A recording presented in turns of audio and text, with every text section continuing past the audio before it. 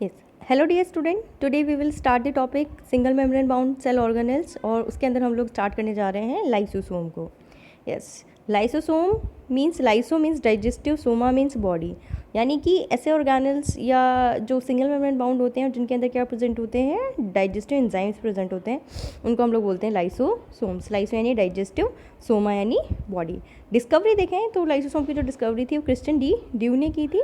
And lysosomes are small vesicles और sac like structure which scattered in the cytoplasm, जो कि cytoplasm में scattered होती है।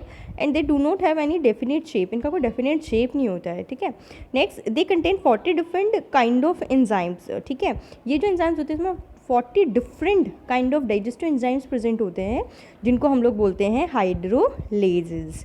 यस, अकरेंस अगर हम लोग देखें तो दे अकर इन प्लांट और एनिमल सेल। एनिमल में ये ज़्यादा प्रेजेंट होते हैं और प्लांट में ये बहुत कम अमाउंट में प्रेजेंट होते हैं।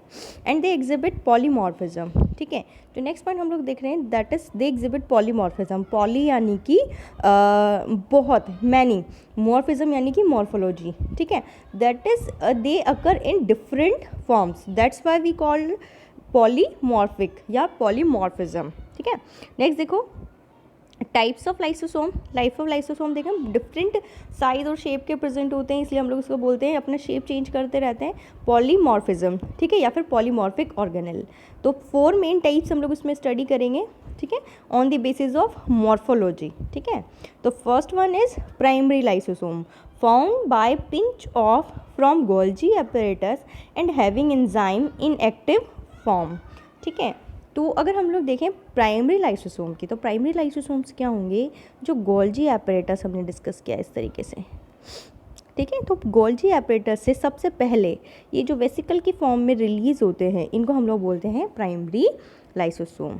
ठीक है, प्राइमरी लाइसोसोम। ठीक है, तो ये तो हो गया primary lysosome. Second one is secondary lysosome. Secondary lysosome देखो, form by the fusion of primary lysosome and phagosome have digestive enzymes that can hydrolase the material। अब देखो यहाँ पे क्या होगा कि जब हम लोग बात करते हैं सेकेंडरी लाइसोसोम की, तो ये कब बनेंगे, ऐसे जब ये लाइसोसोम्स क्या होंगे, फेगोसोम के साथ में फ्यूज़ हो जाएंगे। अब फेगोसोम क्या है, जैसे सपोज हम लोग एक सिंपल सा एग्जांपल लेते हैं अमीबा का। ठीक है, ये अमीबा सेल है, यहाँ पे कोई फूड पार्टिकल है, तो ये क्या करेगा, हमने पहले भी डिस्कस कर चुके हैं हम लोग, फेगोसाइटोसिस के थ्रू इस फूड को अंदर ले लेगा। अब ये जो फूड अंदर ले लिया है, ये क्या बन गया, फूड वैक्यूल। ठीक है, अब इस फूड वैक्यूल से कौन आके अटैच हो जाएगा यहाँ पे, ये suppose this is Golgi apparatus. ठीक है, तो गोल्जी एपरेटस से क्या निकला है, हमारा प्राइमरी लाइसोसोम। ठीक है, तो ये प्राइमरी लाइसोसोम जाके अटैच हो जाएगा, तो ये क्या होगा, ये food particle along with primary lysosome. ठीक है, तो इसको हम लोग बोलेंगे सेकेंडरी लाइसोसोम। ठीक है, सेकेंडरी लाइसोसोम। तो आई होप सेकेंडरी लाइसोसोम आपको समझ में आ गया होगा। ठीक है, नेक्स्ट देखो रेसिडियल बॉडी। रेसिडियल बॉडी क्या होता है, basically after some time the lysosome left an unhydrolyze residues its in its lumen called residual body. It disappear by the discharging the residue outside the cell।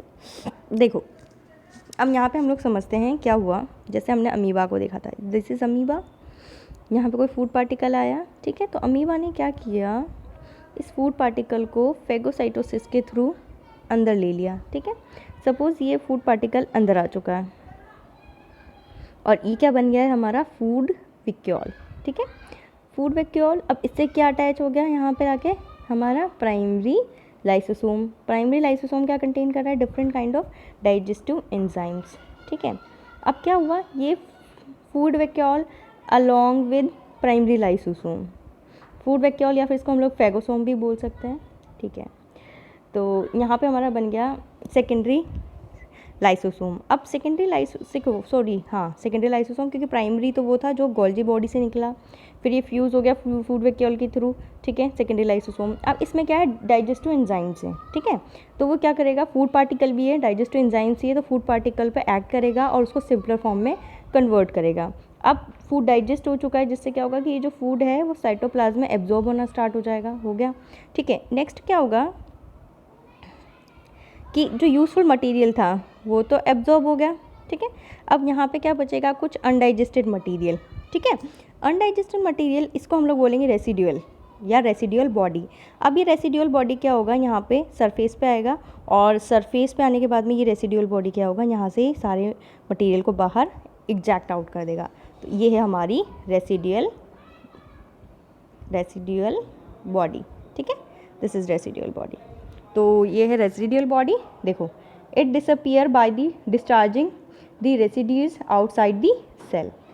Next देखो, autophagic vacuole, सबसे important है। What is autophagic vacuole? देखो यहाँ पे सबसे important topic है ऑटोफेजिक विक्यूल। अब ऑटोफेजिक विक्यूल क्या होता है? The lysosome release hydrolases in the damaged और ageing cells to digest them, such lysosome called autophagic और its activity is called autolysis. देखो अब यहाँ पे अगर हम लोग देखें तो बेसिकली क्या होता है कि सपोज कोई सेल है, ठीक है, दिस इज सेल, ठीक है। अब यहाँ पे क्या हो गया कि अगर हम लोग बात करें किसी सेल ने काम करना बंद कर दिया, या कोई सेल के जो सेल ऑर्गेनल है, या जैसे अगर हम लोग कोई सेल ऑर्गेनल का डिस्कस करते हैं जैसे माइटोकॉन्ड्रिया है, तो इसने काम करना बंद कर दिया या फिर ये डैमेज हो चुका है, ठीक है, तो ये यहाँ पे क्या करेगा, लाइसोसोम इसको एंगल्फ कर लेगा, ठीक है, और अपने अंदर ले लेगा और इसको डाइजेस्ट कर देगा। तो इसको हम लोग बोलते हैं ऑटोफेजिक विक्यूल।